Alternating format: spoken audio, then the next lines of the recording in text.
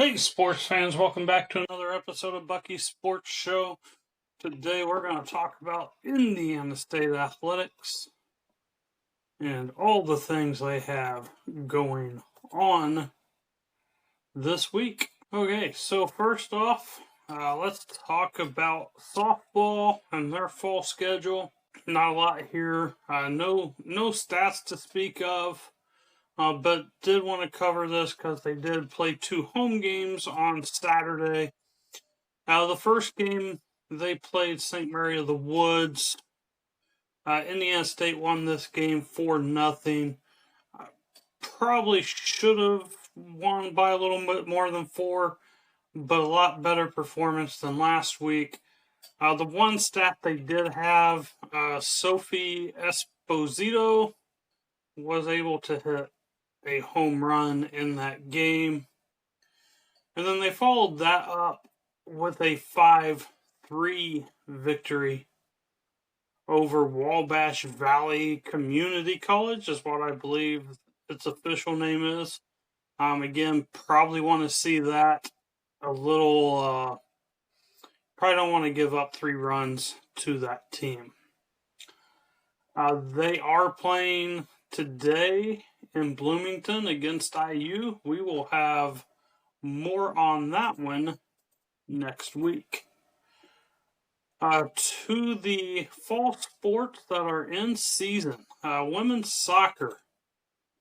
They had a game Thursday night against the University of Illinois Chicago.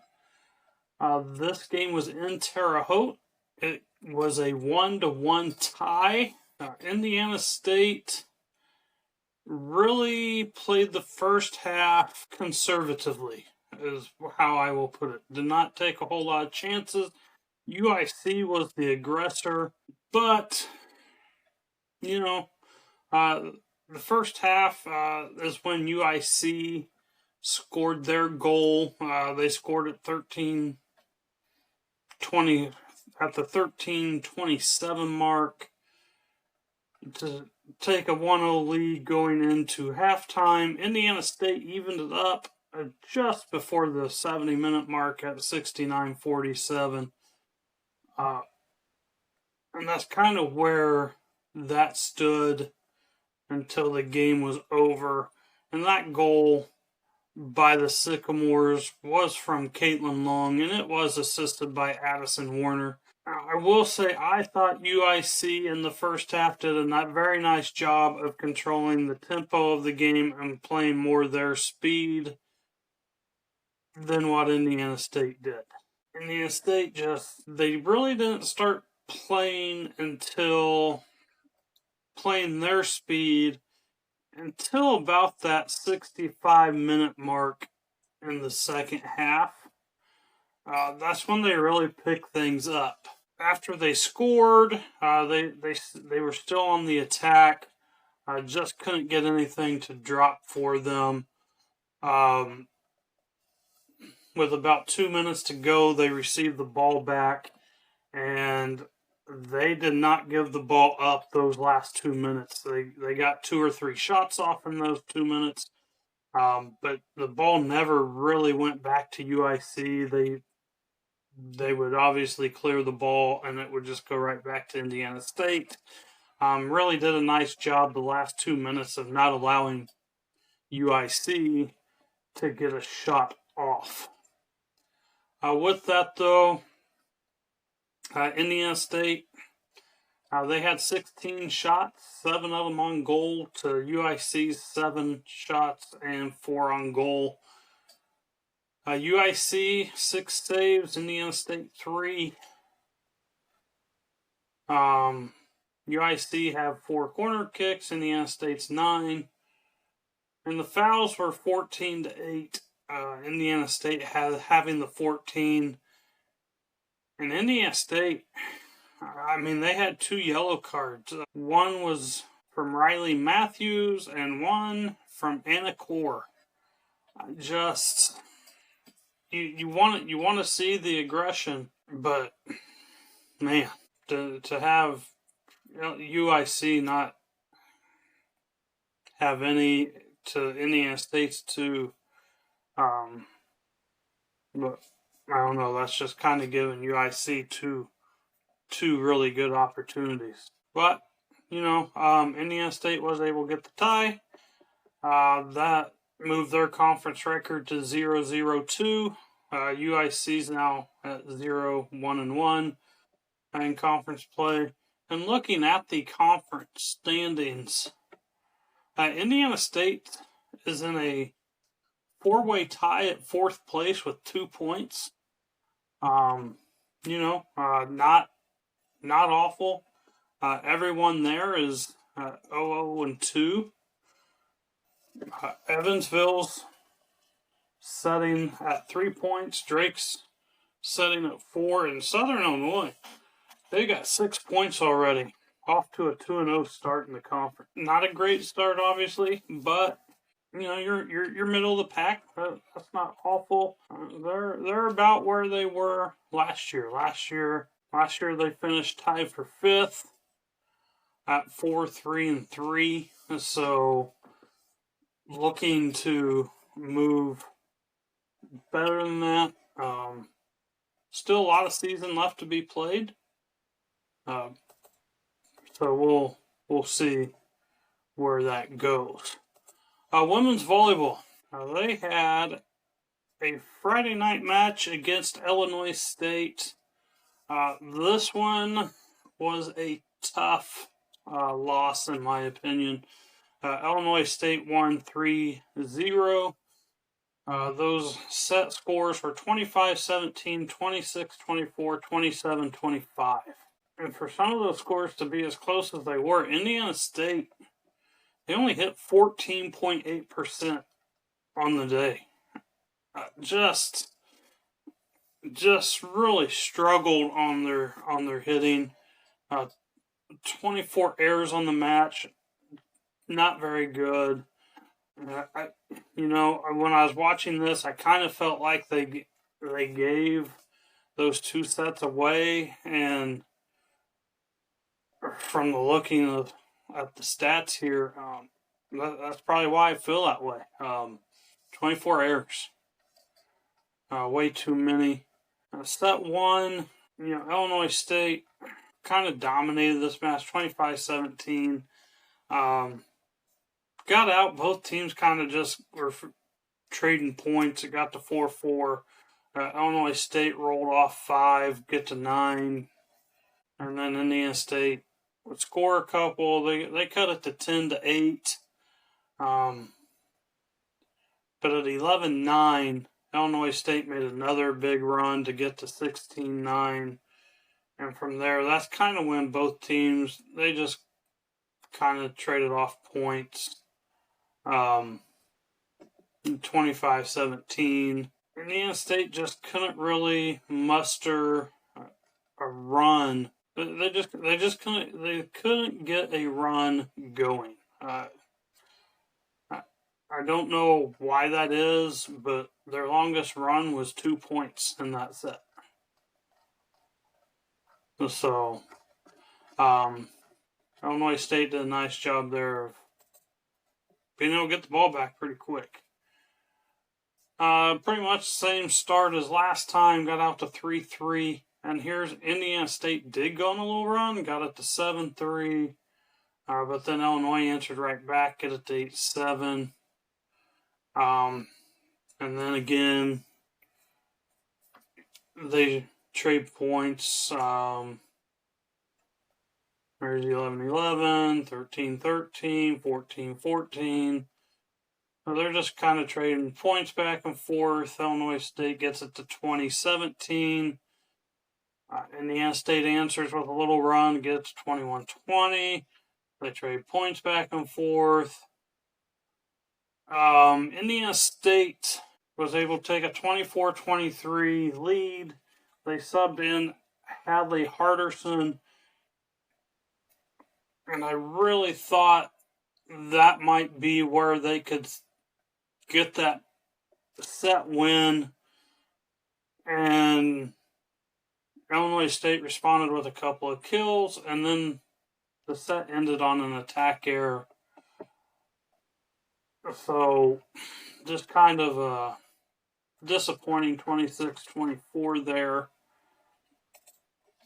Set 3, again, kind of trading points at the start. Indiana State went on a 5-point run to get it to 10-5. Illinois State went on a short little run to get 10-8. But Indiana State extended it back out 15-10 from kind of exchanging points again. And then in this one was the one I really felt like Indiana State should not have lost this set. Up 16-13, they rattled off 5 in a row to get it to 21-13. Anytime you got a set where you're 21-13 lead, you have got to finish that set off.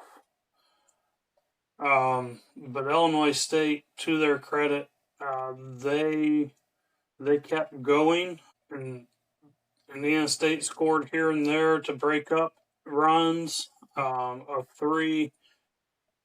But again, you're serving 24-20 to finish out the set, and you allow Illinois State to come back, take the lead. So as a 23-24, you have back-to-back attack errors to allow Illinois State to take a lead. And again, another attack error ends the set. Did not finish this set. Just did not finish this set how it needed to be finished. Up 21-13. Up 21-13, you can't finish the set. I'm not going to say awful loss, but it wasn't a good loss. I really thought that they should at least have won that third set, if not the second set. Just kind of felt like they gave it away. Leading for the ISU, Ava Robart had 16 kills. Next closest was Kira Holland and Curry Kendall at 8 apiece. She just was the dominant factor for Indiana State on this night. Ella Scott had five aces. She also had 5 blocks. Kendall Curry and Ava Robart added 3. Emily Weber led in assists with 17, as did Avery Hills having 17. Diggs, Kiara Holland had 11. Chloe Gilly 10. Again, just a really disappointing loss for volleyball in that one. Saturday night, they had a chance to rebound. The 10-2 Belmont Bruins came to town, and Indiana State did, in fact, rebound. They had a very nice 3-1 win in this match. Set scores: Indiana State won set 1 25-16. Belmont won set 2 22. Indiana State won set 2 25-22. Belmont won set 3 25-17. And Indiana State finished it off in set 4 with a 25-23 win there. For as poor as the hitting was on Friday, they cleaned it up on Saturday. They hit 31.3%. Much better. Their errors were down even for playing a whole other set. Just really nice performance. Set 1, let's get into it. Indiana State jumped out to a 6-3 lead. Extended that to 11-4. Then Belmont started to slowly chip away, got it to 15-12. Then Indiana State went on a run. Ava Robart was serving these, and she got it up to 20-12. Then they just kind of traded back points at 22-16. Kira Holland came in and closed it out to get the last points there to give them a 25-16 victory. Set 2. Belmont actually jumped out to a 4-1 lead in this game. And then Ella Scott served up 4 or 5 in a row, get it to 6-4. Then they just kind of traded points for a while. Belmont went on a little run, get it to 16-14, and then back to trading points. At 2018, Belmont, Indiana State goes on a run to get it to 22-20. Belmont tied it at 22-22, and then Indiana State was able to score the last 3 points to take this set 25-22. Set 3, again, start of it, just kind of trading points to 4-4. Indiana State had a 6-5 lead. Then Belmont went on a run to get it to 11-6. When they start trading points again, Indiana State was able to get it to cut it to 13-12. And then when it was 14-13, Belmont went on a big run, get it to 20-13. And Indiana State just could not muster a run anytime they scored.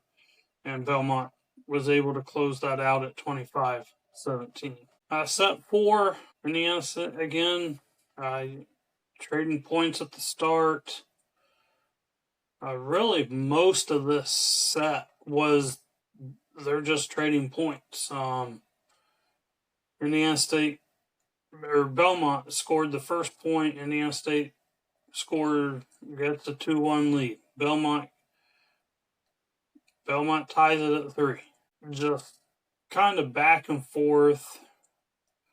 Belmont did end up getting out to a 13-10 lead. Indiana State was able to tie it. But Belmont at 20-17. That's when Indiana State really started chipping away at things. They got it to 2019. Then they tied it 21-21. Belmont was able to go 22-21 before ISU rolled off 3 in a row, make it 24-22. Belmont was able to get a kill, make it 24-23, which I really feel like had Kara Holland not gotten that last kill and Belmont would have came back to win, that probably would have stolen the momentum for that 5th set. But Kara Holland slammed one down. Indiana State got the 25-23 win and ultimately won the match 3-1. Again, leaders for Indiana State. In this one, you had Kara Hall and Kendall Curry, 13 kills each. Hadley Harderson, freshman, had herself a night with 10 kills. Ava Robart led in aces with 2. Kimura Whetstone had 7 blocks. Again, Hadley Harderson with 5. Having a night. Emily Weber's 27 assists. And Diggs, Chloe Gilly led with 13. A lot of positive out of this. First off, Belmont has played some teams. They beat a Big East school. So their schedule is not a bad schedule. Them coming in 10-2 on the year. This was a very, very good win for Indiana State. For as disappointing as Friday night was, to bounce back, get a win against a team of this caliber, this was really well done. And Hadley Harderson, she had not played very much of late. But she came in, she played all 4 sets in this thing, and she was fantastic. She had 10 kills, only 1 error. Only 1 error. Just a fantastic performance from her. To go with the blocks. Just fantastic performance. Again, this is a very, very young volleyball team. If they can keep this team together, their future is bright. Looking at the Missouri Valley standings, right now Indiana State's at 1-1 and tied for 4th. Obviously, this was the first weekend for Missouri Valley play. Everyone's played 2. They're 1-1. They're middle of the pack. They're tied for 4th. There's going to be a lot of movement between now and the end of the season. But when you look at the 2024 standings, Indiana State was 2-16 in conference play. They were 5-25 overall. So they're 1-1 already. So they're only 1 win away from last year's. And they've already won 7 matches overall, which is 2 ahead of last year. So I really think this team's going to probably finish middle of the pack, which is going to be very good rebound from last year. Coach Pritchard, she has them rolling right now.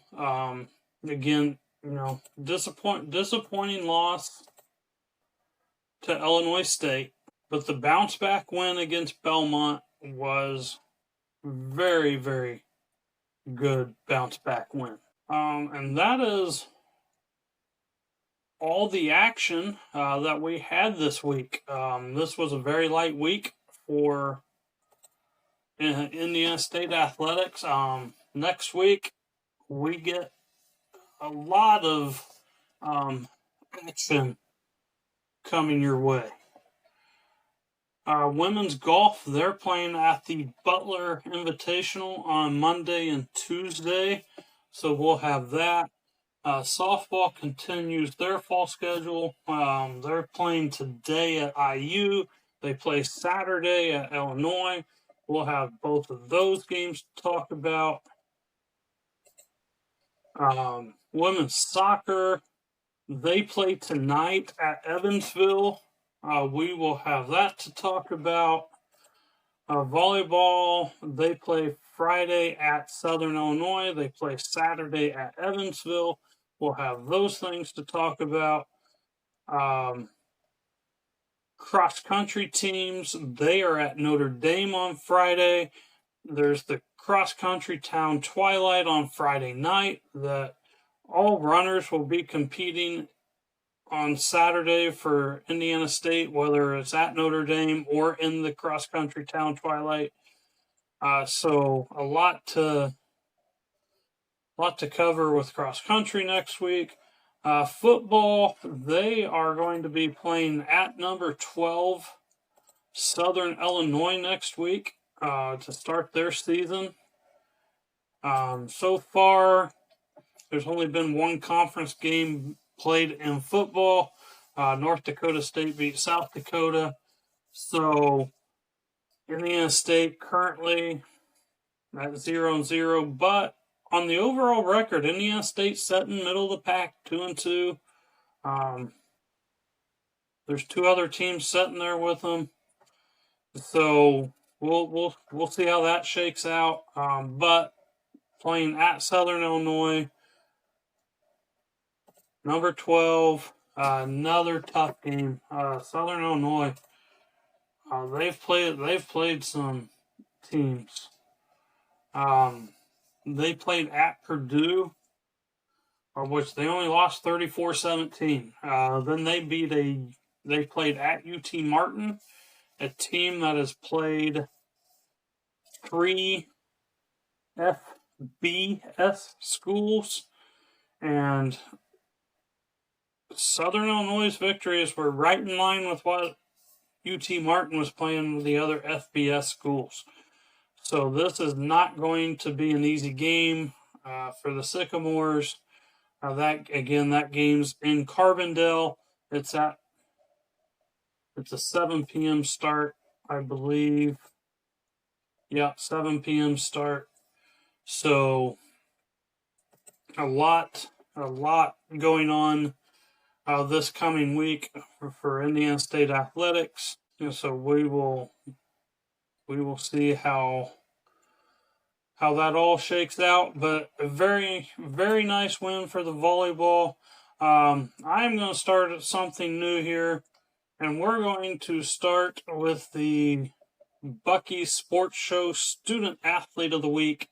And this week it is going to go to Ava Robart. In her 2 matches, she had 26 kills, 3 blocks, 2 aces, 14 digs, and 2 assists. Anytime Indiana State needed a point on either night, it just seemed like her name was called the entire weekend, and really did a nice job. I do want to mention a close second was probably Hadley Harderson there for volleyball, but just a fantastic win from Belmont, or over Belmont. Ava Robart, though, 24.6% hitting percentage over the weekend. Just played very, very well on Friday against Illinois State, and Belmont did a better job of knowing where she was on the floor, but she still found her openings and took advantage of those when she could. So, nice week from Ava Robart, and hopefully that continues into next week. With that, we are going to wrap up this week's episode. We will be back next week to talk about all those events that I have mentioned. Make sure you like, follow, comment, subscribe, all that fun stuff. If you have something you want me to discuss, email me at buckysportshow@gmail.com. As always, enjoy the games and go Sycamores!